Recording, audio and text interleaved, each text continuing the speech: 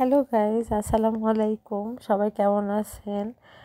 আমি বেশ কিছুদিন থেকে ভিডিও আপলোড করতে পারিনি, আপনাদেরকে আমি অনেক বেশি অসুস্থ, হয়তো আমার টোন শুনে বুঝতে পারছেন। তো আজকে এখানে আমি রান্না করছি সোনালী মুরগি দিয়ে ভাতের চালের বিরিয়ানি, যেটা আমরা খুব পছন্দ করি। ইভেন আমার বান্ধবীর হাজব্যান্ডও খুব পছন্দ করে আমার হাতের রান্নাটা, কারণ আমরা একটু ঝাল লবণটা একটু কড়া খাই সেজন্য। তো আর সোনালী মুরগিদের রান্না হচ্ছে, যেহেতু আমার বাবা ব্রয়লার খায় না, ব্রয়লার পছন্দ করে না, সেই জন্য ব্রয়লারদের রান্না করছি না, সোনালী মুরগিদের রান্না করছি। আজকের ইফতারের এটা স্পেশাল একটা খাবার, বিরিয়ানি। আমার ছেলেমেয়েরা সবাই খুব পছন্দ করে এটা। তো আজকে আমার বান্ধবীর বাসাতেও যাবে এই বিরিয়ানিটা। তো সবাই বেশি বেশি করে লাইক কমেন্ট শেয়ার করবেন। আর আমার বিরিয়ানি রান্নাটা কেমন হচ্ছে, ঠিক হচ্ছে কিনা, আপনারা কে কেমন করে রান্না করেন অবশ্যই আমাদেরকে জানাবেন। আর আমাদের ভিডিও দেখার জন্য আপনাদেরকে অসংখ্য ধন্যবাদ, থ্যাংক ইউ সো মাচ। আরও বেশি বেশি করে লাইক কমেন্ট শেয়ার করা লাগবে, সাবস্ক্রাইব করা লাগবে আমাদের চ্যানেলটাকে, আমাদের পাশে থাকেন।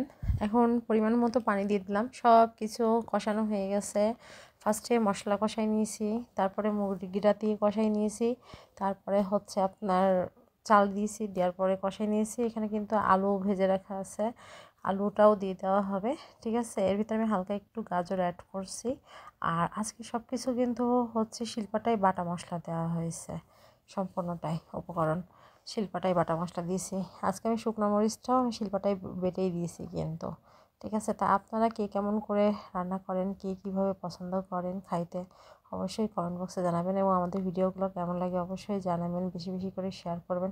এই যে এখন আলু ঢেলে দেওয়া হচ্ছে, দিয়ে এটা ঢেকে দেওয়া হবে। তারপরে যখন পুরোপুরি কমপ্লিট হয়ে যাবে, এটার একটা ছবি আমি আপনাদেরকে পোস্ট করে দেব, ঠিক আছে। যখন পরিবেশন করব, পরিবেশন করার পরে আপনাদেরকে একটা ছবি পোস্ট করে দেওয়া হবে অবশ্য, ঠিক আছে।